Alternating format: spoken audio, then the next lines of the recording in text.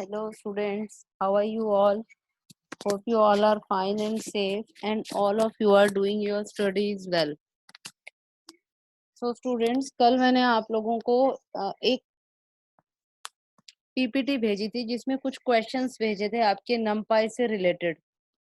Okay, सो नमपाई के वो questions आप लोगों ने सॉल्व कर लिए होंगे, बट कुछ अगर कोई कंफ्यूजन रह गया है या कुछ भी आप लोगों को कोई क्वेश्चन है जिसका आंसर नहीं आया, तो मैं वो सारे क्वेश्चन सॉल्व कर रही हूँ इस वीडियो के अंदर, ताकि आप लोगों को सारे कॉन्सेप्ट जो है वो साथ साथ क्लियर भी होते रहें. ओके, तो सबसे पहले तो बच्चों आप लोगों को ये पता ही है कि नमपाई है क्या. नमपाई एरे क्या है? It is a named contiguous set of elements that are of same data type. आप सबको पता है कि नमपाई के अंदर हम क्या करते हैं, सेम टाइप के डेटा को स्टोर करते हैं. ओके, सो वही नमपाई यानी एरे से रिलेटेड क्वेश्चंस मैंने आपको दिए थे, तो वन बाय वन वो क्वेश्चंस हम लोग सॉल्व करेंगे. So the first question is a Python package which stands for numerical Python is named and used as dash in Python. तो पाइथन का पैकेज जो नमपाई न्यूमेरिकल पाइथन के लिए use हो रहा है, कौन सा है वो? नमपाई. यस, नमपाई. न्यूमेरिकल पाइथन के लिए हम क्या यूज करते हैं? नमपाई यूज करते हैं. Okay, so the next question is a NumPy arrays dimensions are known as dash. NumPy array की डायमेंशंस को हम क्या कहते हैं? एक्सिस कहते हैं, X axis and Y axis. So the answer will be C. Okay, and the third question is dash is another name for numpy array. numpy array का next name ये तो सबको पता है. Yes, it is nd array. Okay, nd array is another name for numpy arrays. Okay, the next question is to create an nd array from a python list, which of the following function would you use? कौन सा function है जो आप use करते हो Python list से ND array create करने के लिए? numpy dot array. यही करते हैं ना हम, जब भी हम एरे क्रिएट करते हैं तो numpy एरे करते हैं, तो वो numpy एरे लिखो या आप एनडी एरे लिखते हो, तो ये क्या है? क्रिएट करने के लिए numpy एरे को. कौन सा फंक्शन है? The answer will B D, numpy dot array function. Okay, and the next question is the dash of an nd array tells about how many axes does it have. हाँ जी, क्या बताता है कि कितने आपके एक्सिस हैं? How many axis does it have एक array के अंदर? Rank. Yes, the answer is B. Rank of an ND array tells us about how many axis does it have. Okay, the next question is the number of elements along each axis of an nd array can be determined through nd arrays dash. हाँ जी, the number of elements जो हैं with along each axis of an ND array कैसे determine होते हैं? Shape के through. Shape जब आप लिखते हो एनडी एरे डॉट शेप या एरे का नेम लिख के डॉट शेप लिखते हो, तो उसकी शेप आती है ना, इट मींस कि उसमें कितने एलिमेंट है प्लस एक्सिस के साथ. Okay, which of the following, next question है, which of the following can store only homogeneous elements having the same data type. ये सबको पता है एनडी एरे. एनडी एरे क्या है? जिसमें होमोजीनियस लिस्ट के अंदर आप डिफरेंट टाइप ऑफ डाटा ले सकते हो in a single list. Okay, ND array या नम ठीक है, एनडी एरे के अंदर क्या होता है? होमोजीनियस टाइप का डाटा आता है. 8th क्वेश्चन की बात कर रही हूँ बच्चों में. और डिफरेंट टाइप डाटा, इससे पहले वाला जो क्वेश्चन है जिसमें हेट्रोजीनियस एलिमेंट्स की बात की है, सो हेट्रोजीनियस एलिमेंट्स लिस्ट में आ जाते हैं और डाटा फ्रेम्स में आते हैं. ओके, सो 9th क्वेश्चन पे ध्यान देंगे बच्चों. आप consider the statement AR+2. what should be the type of AR so that above statement produces no error and gets executed successfully? Yes, 9th question में क्या पूछा है आपसे? What should be the type of AR. AR का type क्या होगा? So that the statement produce no error and get executed successfully. AR+2 AR क्या हो सकता है जिसमें हम +2 कर सकते हैं, ND एरे या numpy array. Okay, so the answer will B C और D. Okay, which of the given type support vectorized operation? Vectorized operation किस में होते हैं, ND एरे में होते हैं बच्चों ये. So the answer will be B. Which of the following is not a legal way to create numpy arrays? कौन सा लीगल वे नहीं है numpy array को क्रिएट करने के लिए? numpy dot new array, this is not the legal way to create a numpy array. numpy dot arrange, numpy dot array or line space, these functions are used to create numpy arrays, but new array ऐसा कोई function नहीं है. So this is the wrong answer. So the answer here will be D. अब next आप देखोगे बच्चों, next question जो है वो बेस्ड है एक एरे पे. आप देख रहे हो यहाँ पर एरे दिखा रखा है, जस्ट वेट. हाँ, यहाँ देखो एरे दिखाया हुआ है AR एरे के अंदर ये एलिमेंट्स हैं 2 4 6 8 10 12 14 and 16. Okay, these are the elements of the array and next question from 12 to 15 are based on this array. तो बच्चों इस टाइप के क्वेश्चन आपके बोर्ड एग्जाम में भी आते हैं. आपको एक एरे दे दिया जिससे रिलेटेड आपसे स्लाइसिंग वगैरह के क्वेश्चन पूछ लेते हैं. So just do it carefully. Array 8 10 12 14 is the result of array slice dash. हाँ जी, 8 10 12 और 14. 8 इंडेक्स भी कौन से नंबर पे है, 0 1 2 and 3. So the 8 is on index 3. So AR3 से लेके हमें कहाँ तक चाहिए, 14 तक. 5 6 7 7 तक चाहिए. तो AR3:7 is the right answer. So the answer A is the right answer. Okay.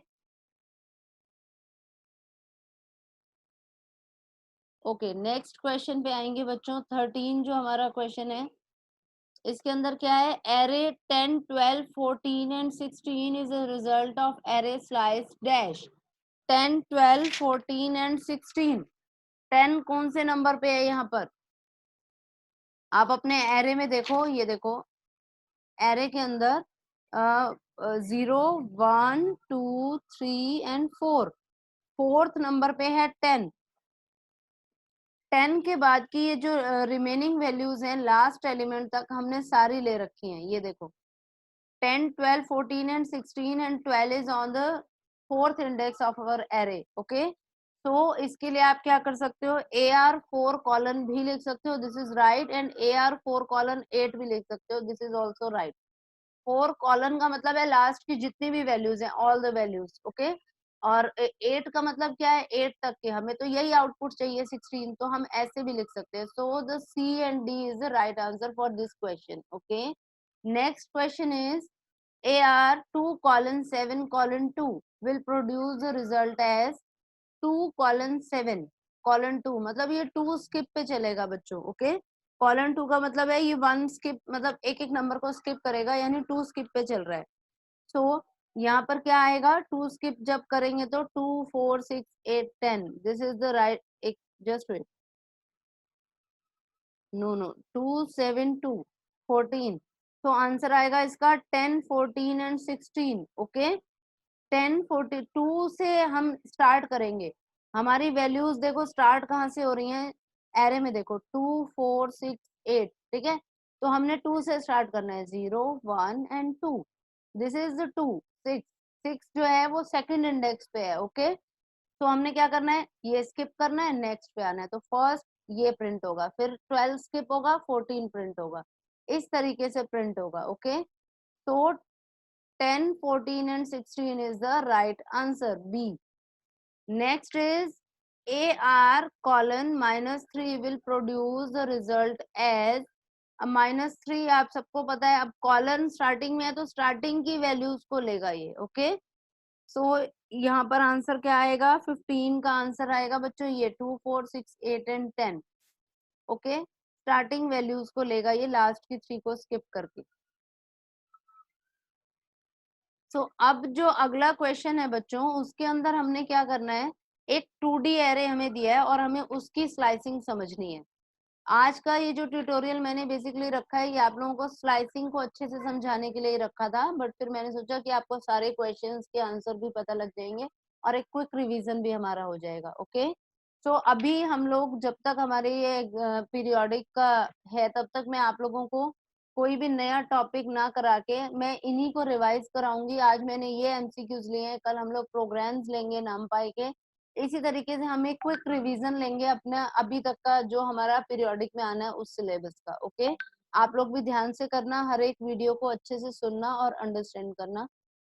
तो अब इसके अंदर क्या है बच्चों, ये एक एरे दिया है, 2D एरे, जिसके अंदर ये वैल्यूज हैं। ओके, ये एक मैट्रिक्स बनी हुई है आपके पास, रो और कॉलम वाली। तो अब इसके अंदर हमें कुछ क्वेश्चंस दिए हैं, जैसे array 1:3, 3:5 will produce the result as। तो इसका रिजल्ट क्या आएगा बच्चों, यहाँ से देखते हैं। यहाँ पर हमें क्या पूछा हुआ है, 1:3। ओके,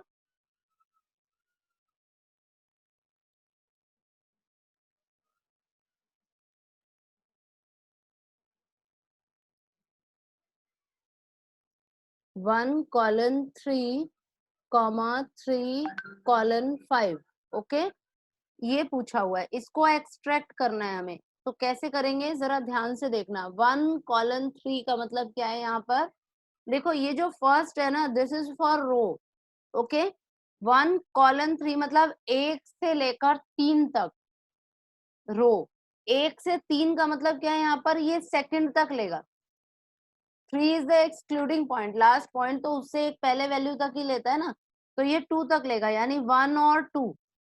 ओके, ये बच्चों टेबल अलग है बट हमारी टेबल अलग है, तो मैं आपको जस्ट अभी क्या बता रही हूँ यहाँ पर कि इसने एक्सक्लूड कैसे किया है। This is just for example. Okay, तो अब यहाँ पर हम क्या कर रहे हैं, 1 और 3, यानी 1 और 3, 1:3 का मतलब क्या है, फर्स्ट एंड सेकंड रो को लेगा ये। ओके, तो यहाँ पर फर्स्ट और सेकंड रो को लेगा, ठीक है।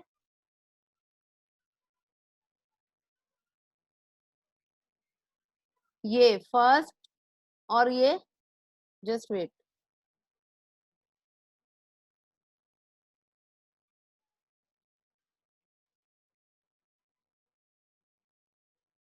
तो ये वर्क नहीं कर रहा।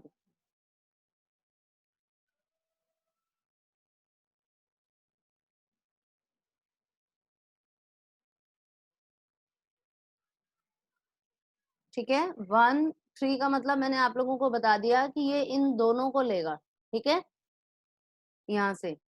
तो अब हम क्या करना चाह रहे हैं, यहाँ पर इन दोनों रो को ले रहा है ये सीधा, ठीक है, फर्स्ट और सेकंड को। तो मैं यहाँ पर क्या बताना चाह रही हूँ आपको, 3:5। 3:5 मतलब 5 को तो हमने देखना ही नहीं, 5 तो हमारे पास कॉलम है भी नहीं, तो 3 और 4 को लेगा ये, ठीक है। तो इन दो को लेगा। अब यहाँ से फर्स्ट और सेकंड और यहाँ से थर्ड और फोर्थ, तो ये सेलेक्ट हो गया इतना एरिया।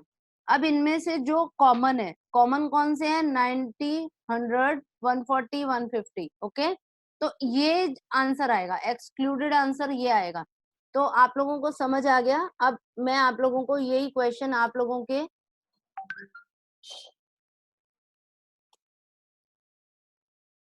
ये देखो, हम अब यही क्वेश्चन को यहाँ पर समझने की कोशिश करेंगे। यहाँ पर हमारी ये 0 row, first row, second row and third row, हमने किसको लेना है, 1:3। सो इट मीन्स 1 and 2, 12 वाली जो रो है और 22 वाली जो रो है उसको सेलेक्ट कर रहे हैं हम। Okay, then 3:5। 3:5 का मतलब क्या है, 0, 1, 2 and 3। Third is this is the third. Okay, third and fourth, 5 से पहले मतलब 4 हो गया ना, तो थर्ड एंड फोर्थ को सिलेक्ट किया है। अब इनमें कॉमन कौन सी है, फर्स्ट और सेकंड रो की। Okay, so 18, 20, 28 and 30 will be the right answer. Okay, 18, 20, 28 and 30 will be the right answer. आप लोगों को समझ में आ गया ये स्लाइसिंग, इसको ध्यान से समझो, अच्छे से समझो, बिकॉज इस तरह के क्वेश्चंस आपके बोर्ड एग्जाम्स में काफी आते हैं, ठीक है। और आपको स्लाइसिंग पता भी होनी चाहिए कि किस तरीके से हो रही है। आपको ये भी पूछ लेते हैं, आपको वैल्यूज दे दी, सपोज आंसर में दे दिया एरे 18, 20, 28 एंड 30 इसके लिए आप लिखो कि आप कैसे इसको स्लाइस करोगे इस एरे में से, तो आपको ये लिखना है आंसर में AR 1:3,3:5। तो किसी भी वे से पूछ सकते हैं। जैसे नेक्स्ट क्वेश्चन में आप देखोगे array 8, 18, 28 and 38 is the result of array slice dash. अब ये किस स्लाइसिंग का रिजल्ट है? ये किसका रिजल्ट हो सकता है? या तो इसका हो सकता है कॉलन 3, ओके, या तो ये किसका रिजल्ट होगा कॉलन 3 का या -2 का। -2 का मतलब यही है कि लास्ट की वैल्यूज लेगा, ओके। और कॉलन स्टार्टिंग में आ गया, रो कोई भी है, और 3 थर्ड वैल्यू, ओके। तो ये आपको 8, 18,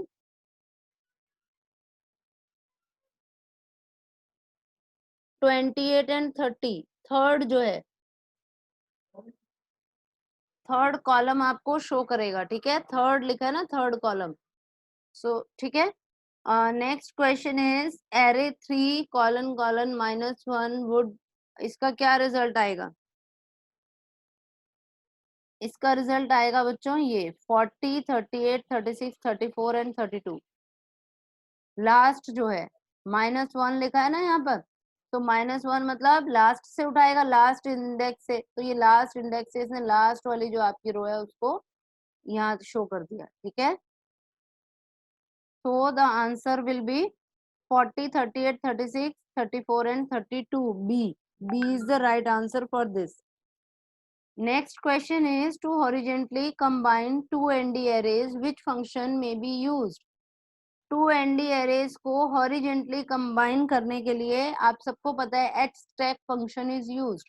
Vertically combine करना है, then vstack is used. So the answer for the question number 19 is A. And the answer for question number 20 is B. To get contiguous horizontal subsets from an ND array, which function may be used? H split. जैसे horizontally आपको stack करना था तो stack function use हुआ था, अगर आपको subset बनाने हैं तो स्प्लिट फंक्शन यूज होगा, तो H split is used.